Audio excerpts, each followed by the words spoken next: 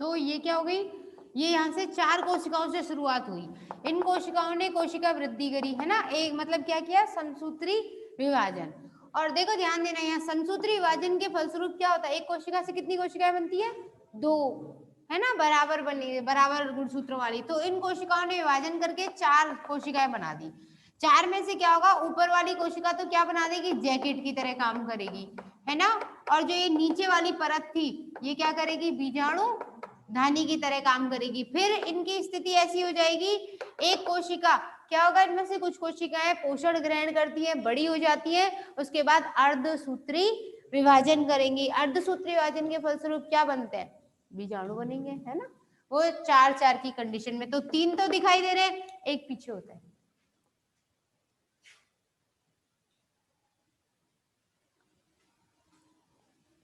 ये double layered होती है कई बार ऐसे।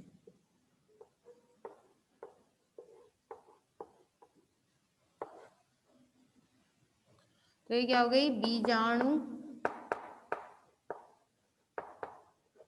धानी की भित्ति।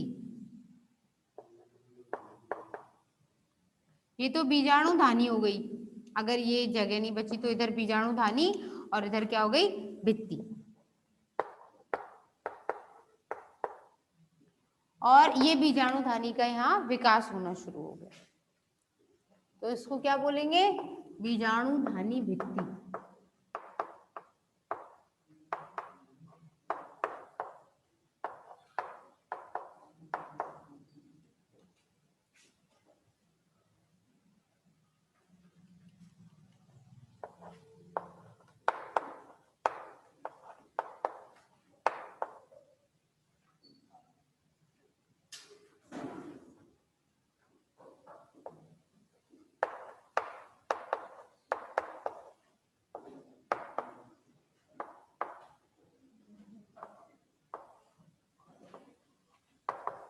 इसको ही बोलते हैं प्राथमिक भित्ति को, ठीक है। और ये कौन सा हो गया, यू स्पोरेंजिएट विकास, बहुत सारी कोशिकाओं से होगा। और इन्हें क्या बोलते हैं, बीजाणु धानी प्रारंभिक कोशिकाएं।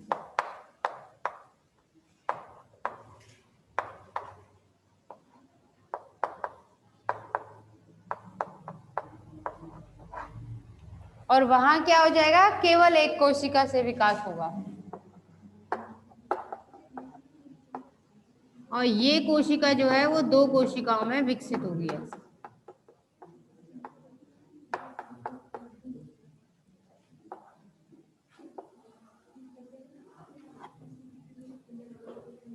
ये स्पोरेंजियल इनिशियल या बीजाणुधानी प्रारंभिक कोशिका की तरह बात बोली जाएगी। और इसमें फिर क्या होगा, एक कोशिका तो यहाँ रह जाएगी, ये पॉट, और दूसरी कोशिका जो है वो ऐसे विकसित हो जाएगी।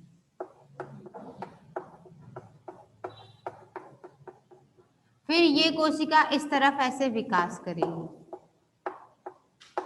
जो भित्ति का निर्माण करेगी।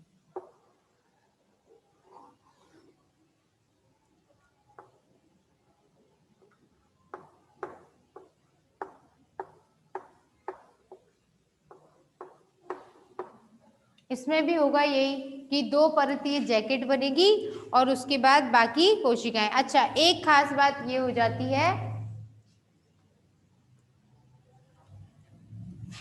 कि ये जो मुख्य कोशिका थी, है ना, वो बीच में आ जाती है इसमें से, और बाकी की जो जैकेट कोशिकाएं ये बड़ी हो जाती हैं, और इसमें स्टोमोनियम और बनता है, यानी कि जहां पर कोशिका भित्ति जैकेट नहीं होती है, कहीं कहीं पर जैकेट वाली स्थिति नहीं होती, जहां जैकेट नहीं होगी वहां पर ये फटने के लिए तैयार रहेगा, तो उस स्थिति को बोलते हैं स्टोमोनियम।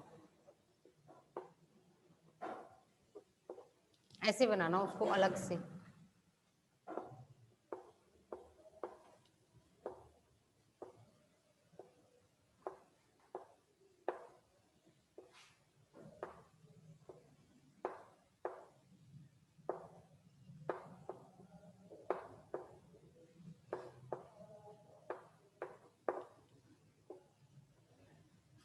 तो ये जो अलग से बना इसको बोलते स्टोमोनियम या stomium. Stomium, spore tetrad and annulus. यहाँ जो परत बनी बाह्य परत,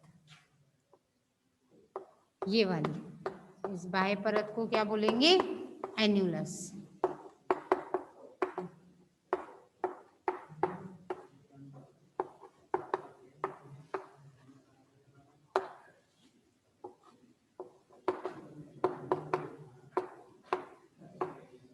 स्टोमियम। और ये क्या बन गए? बीजाणु। अगर बड़े बनेंगे तो गुरु बीजाणु, छोटे बनेंगे तो लघु बीजाणु। कोई डाउट है? ठीक है।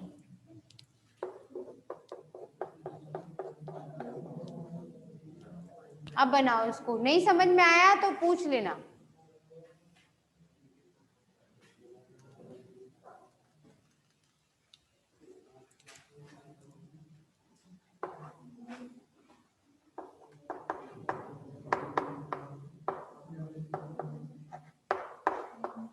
ये हो गई बीजाणु धानी भित्ति और ये हो गई इसमें टेपिटम। और यहाँ ये क्या हो गया? एक कोशिका हो गई, जिसको क्या बोलेंगे? बीजाणु धानी प्रारंभिक कोशिका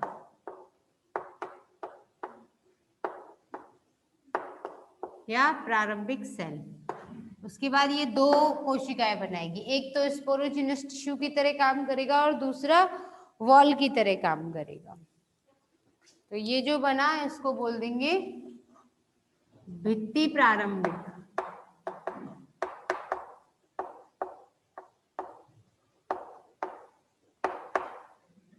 और ये जो बोला जाएगा इसको बोल देंगे बीजाणु धानी प्रारंभिक।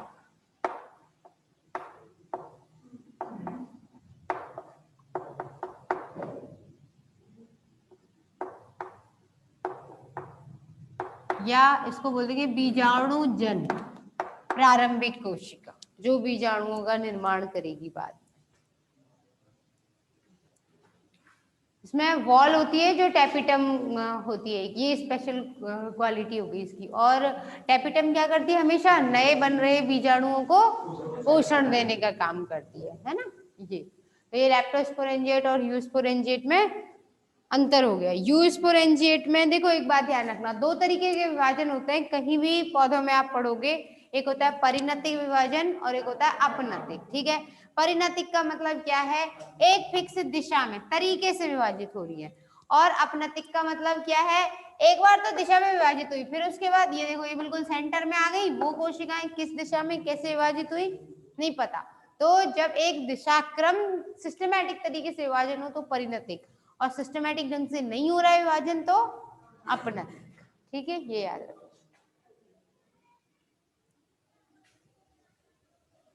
तो यू स्पोरेंजिएट, इसका एग्जाम्पल लिख लो। इक्विसीटम, साइलोटम, ये सब होते हैं इसके एग्जाम्पल। इक्विसीटम ये तो याद हो जाएगा अच्छे से, है ना? इतनी बार एग्जाम्पल्स में रिपीट होते चला गया। और लेप्टोस्पोरेंजिएट जो है वो मार्सिलिया या टेरिस में। तो ठीक है, अपन इतनी टाइम से मार्सिलिया और इसी का एग्जाम्पल ले रहे हैं ना, इक्विसीटम का यही ले लेते हैं, याद रह जाए अच्छे से।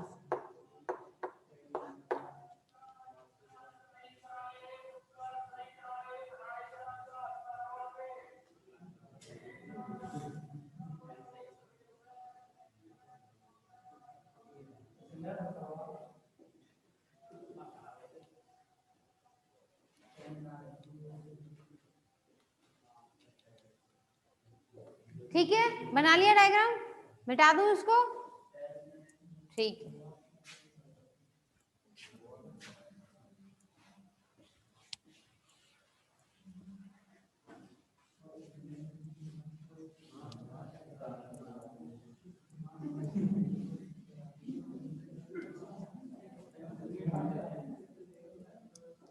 उसके बाद इसमें क्या रह गया? ये तो बीजाणु धानियों का विकास हो गया। बीजाणु धानियां, बीजाणु पर्ण, ये सब आपने पढ़ ही लिया है ना। सोरस जो होते हैं वो मुख्य रूप से 3 प्रकार के सोरस देखने को मिलते हैं, ठीक है। देखो, सरल सोरस, श्रेणीबद्ध सोरस, ठीक है। सोरस पढ़ा था ना, बीजाणुधारियों का ग्रुप जो होता है, हाँ, क्लस्टर ऑफ द स्पोरेंजिया। तो यहाँ लिख लो सोरस के प्रकार।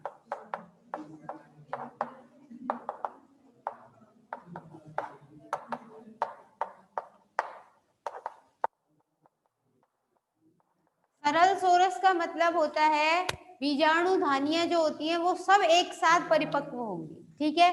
श्रेणीबद्ध का मतलब है पहले केंद्र वाली होंगी फिर परिधि वाली होंगी, और मिश्रित का मतलब है कहीं से कुछ भी, कोई सी भी हो सकती है परिपक्व, ठीक है।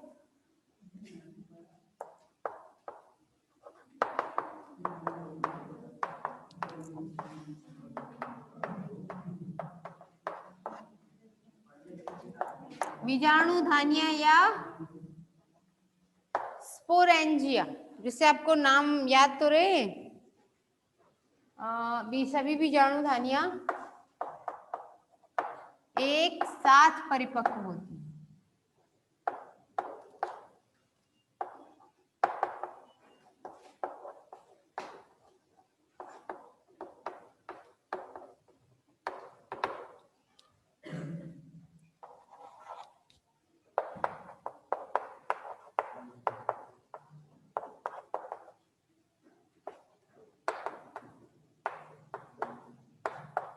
जो केंद्र की तरफ होंगी वो क्या होंगी, पहले, और परिधि वाली बाद।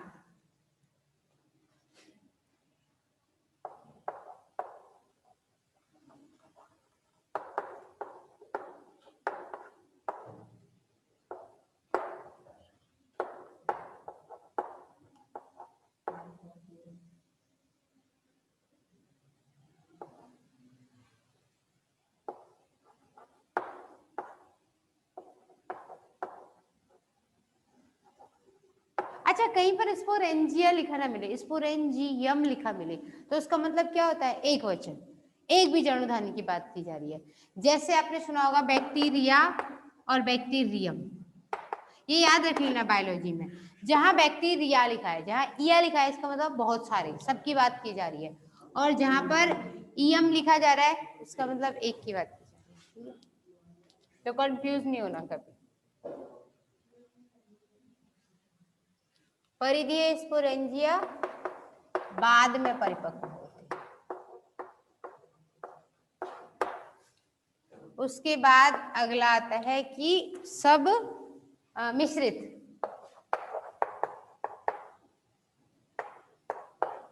मिश्रित सोरस, यानी दोनों का मिला जुला रूप देखने को मिलता है।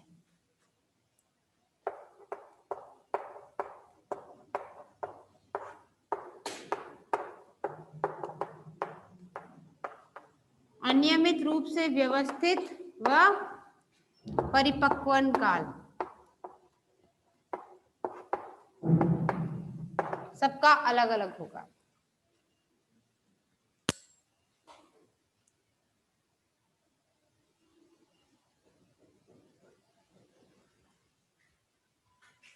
एग्जाम्पल अगर लिखना चाहो तो उसमें लिख लो टेरिस, यहाँ लिख लो मार्सिलिया, या हिंदी में लिख देते हैं मार्सिलिया। और जो सरल सोरस है वो ऑफियोग्लॉसम होता है वैसे तो, हाँ, ऑफियोग्लॉसम।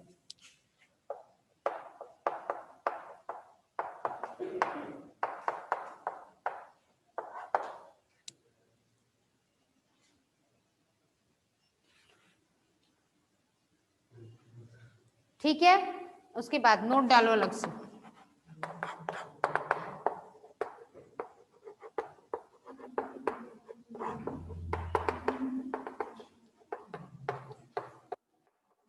सिस्टम में क्या होगा, बीजाणुओं में इलेटर्स, और इलेटर्स के ब्रैकेट में लिखो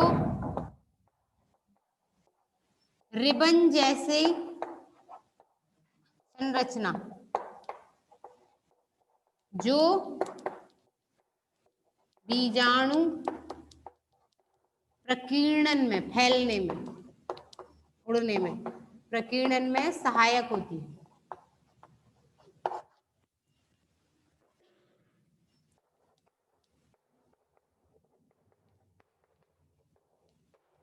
उपस्थित होता है, ठीक है। इक्विसिटम के अंदर मिलेंगे, ज्यादातर टेरिडोफाइट्स में इलेटर्स नहीं होते हैं, और इलेटर्स ही होते हैं, और इसका अक्सर क्वेश्चन आ जाता है 1 नंबर पे छोटा सा, ठीक है, क्योंकि यहाँ तो ये काम के है जो है, आगे जो पढ़ोगे उनमें ज्यादा काम के।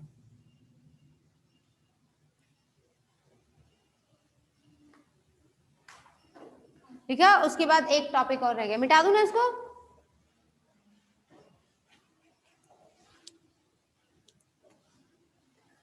देखो भाई, टेरिडोफाइट्स का एक विशेष गुण होता है, उसमें एक विशेष संरचना होती है, उसे क्या बोलते हैं, प्रोथैलस, ठीक है। युग्मकोद्भिद अवस्था में एक विशेष संरचना होती है जो पोषण देने का काम करती है, आने अगली जो पीढ़ी होती है।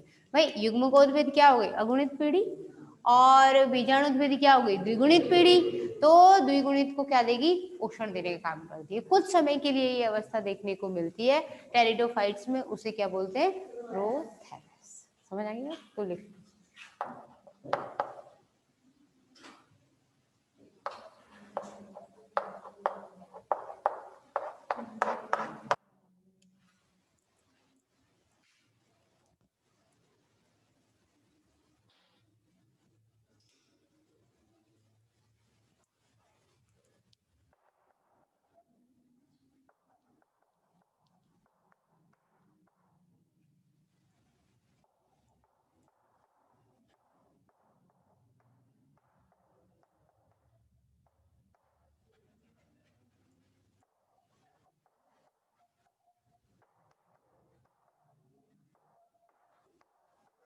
युग्मकोद्भिद में क्या आ जाएगा, एन, यानी कि कैसी होती है, अगुणित प्रकार की होती है।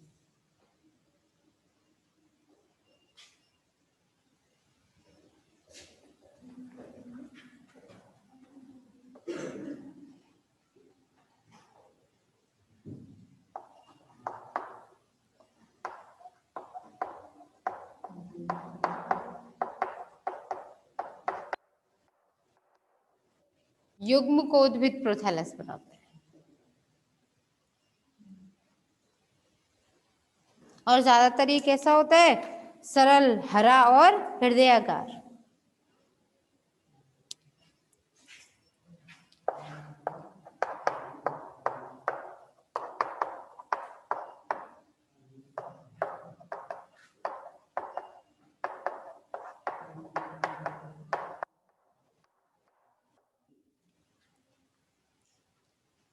ठीक है, और अलग अलग तरीके का भी देखने को मिलता है, यानी कि कुछ ऐसे हैं जिनमें कवक तंतु पाए जाते हैं, तो प्रोथैलस सहजीवी प्रकार के भी होते हैं।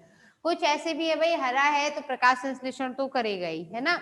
इसके अलावा कई बार ये सहजीवन भी धारण कर लेते हैं, और कई बार कंदिल प्रकार का भी होता है। कंदिल मतलब मोटा, मासल हो जाएगा, जैसे आलू जो होता है वो क्या होता है, कंद बोला जाता है ना, जमी कंद, घनकंद वगैरह जो पढ़े होंगे आप लोगों ने, तो कंद का मतलब फूला हुआ होता है, ठीक है। कभी ज्यादातर में सरल ही होता है।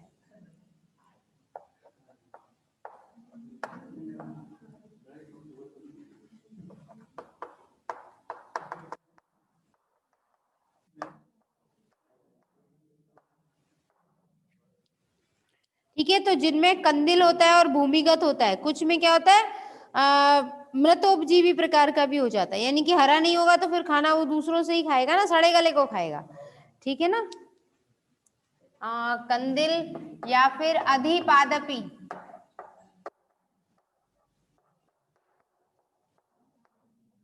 या सहजीवी होता है।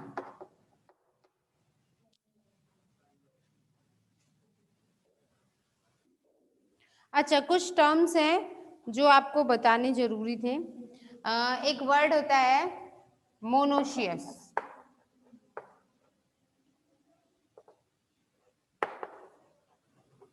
मोनोशियस मतलब क्या होता है, देखो याद रखना। अच्छा, पपीते के पेड़ देखे होंगे ना, पपीते के पेड़, नर पेड़ और मादा पेड़ अलग अलग होते हैं या एक ही होता है, अलग अलग होता है ना। नर पादप अलग होगा, पूरा पेड़ ही नर पौधा होगा, उसमें केवल और केवल पुंकेसर वाली स्थिति देखने को मिलेगी। मादा पौधा जो होगा उसमें केवल और केवल अंडक, है ना, या वर्तिकाग्र, वर्तिका और अंडाशय जो होता है, वो तीनों संरचनाएं मिलकर के क्या बोली जाती है, अंडक, पिस्टिल या कार्पल, स्त्री केसर। तो पूरे पूरे पौधे पर केवल स्त्री केसर वाली संरचनाएं होंगी, है ना। सेम कंडीशंस के आधार पे देखते हैं, जो प्लांट जिस पर दोनों संरचनाएं एक साथ है वो डायोशियस है या मोनोशियस है, वो सब पढ़ोगे आप लोग, है ना, यानी एक लिंगी है या द्विलिंगी है। तो मोनोशियस और डायोशियस उसे अंग्रेजी में कहते हैं।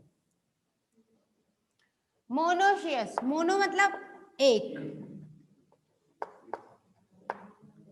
मोनो मतलब एक, और ओशियस, ओशियस का मतलब होता है आश्रय।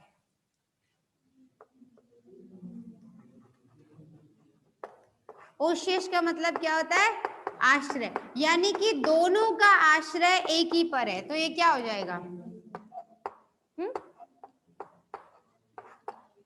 उल्टा हो जाएगा ना।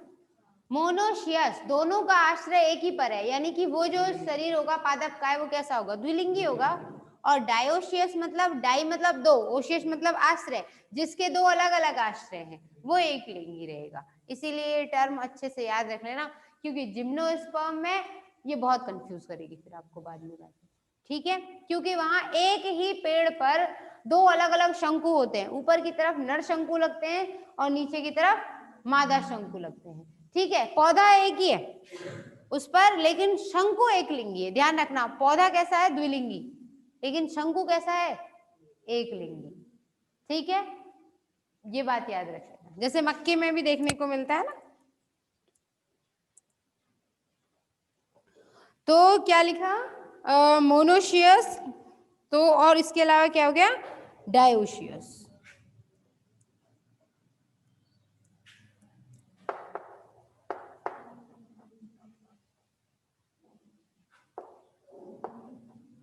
डाई मतलब द्वि, ओशिय या दो, है ना, या दो लिख लो, क्या ज्यादा हिंदी लिखी हुई, दो। और ओशियस मतलब आश्रय, तो जिसके दो आश्रय हैं इसका मतलब ये अलग और ये अलग।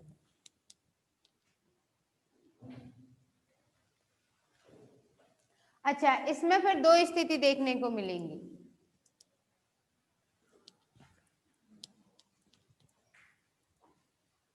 दो स्थिति क्या होंगी, एक होगा पुंपूर्वी,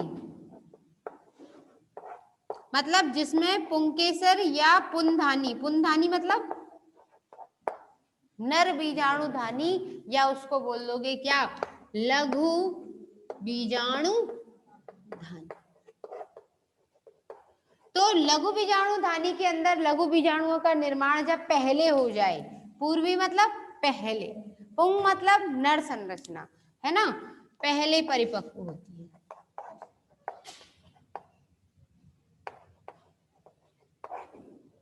और दूसरा क्या हो जाएगा, स्त्री पूर्वी,